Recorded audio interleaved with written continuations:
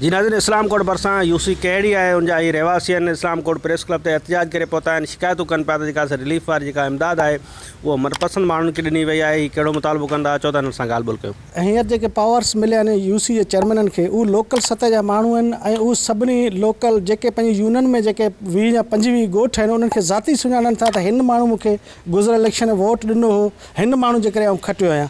हींअर जेका हिते मेरिट हले पई उहो गुरबत जी कोन पई हले, मेरिट इहा हले थी त वोट पीपी खे कहनो है, सिर्फ़ अमदाद उन खे मिले जेका पीपल्स पार्टी खे वोट मिले। चेयरमैन जे ॻोठ जो माण्हू आहियां, साईं जेका ॻाल्हि करे पियो इहा बिल्कुलु हक़ीक़त आहे ऐं हीउ इमदाद जेको आहे इहो सियासी हिसाब सां ॾिनो पियो वञे। बराए महिरबानी कुझु तव्हां ॾिसो, अचो ऐं बाला ऑफिसर जेके उहे अचनि ॿाराड़ी में ॾिसनि त ग़रीबनि ताईं पहुचे थो या नथो पहुचे। हींअर जेको हिननि जी पॉलिसी आहे उहो पंहिंजा नवाज़ पॉलिसी आहे, उन में गरीब हुजणु ज़रूरी न आहे पर पीपल हुजणु ज़रूरी आहे। उन करे असां वसवारनि खे गुज़ारिश था कयूं त ख़ुदा रा इहे ग़रीब मिसकिन जेके हिकु वक़्त जी माने जेकी जंहिंखे मुश्किल सां मिले थी उन्हनि जो तव्हां ख़्यालु कयो ऐं न त इहे ग़रीब मिसकिन माण्हू जेकर सुभाणे उथी पिया त तव्हां इहे वारिस वारिसनि लाइ कुझु कोन कंदो।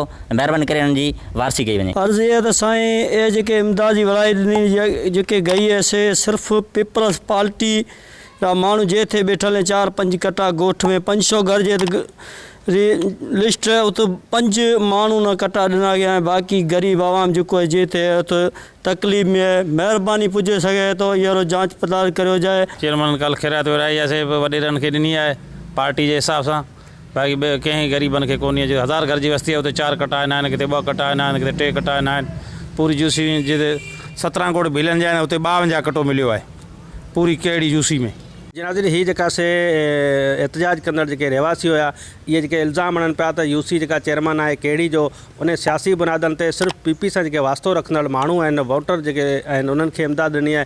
हीअ चवनि पिया त असांखे को इमदाद न आहे ॾिनी वई ऐं चेयरमैन जेका वॾे अरसे खां असां कॾहिं ॾिठो बि न आहे। हीअ मुतालबो कनि पिया शीशन जज थरपारकर DC थरपारकर समेत सिंध हुकूमत खां त नोटिस वरितो वञे, मनपसंद माण्हुनि खे जेका रिलीफ ॾिनी वई आहे उन चेयरमैन जे ख़िलाफ़ु कार्रवाई करे ऐं जेके ग़रीब जेके ख़ानदान आहिनि बुखूं कटण में मजबूर आहिनि उन्हनि खे रिलीफ वारी जेका कणक आहे उहो ॾिनी वञे।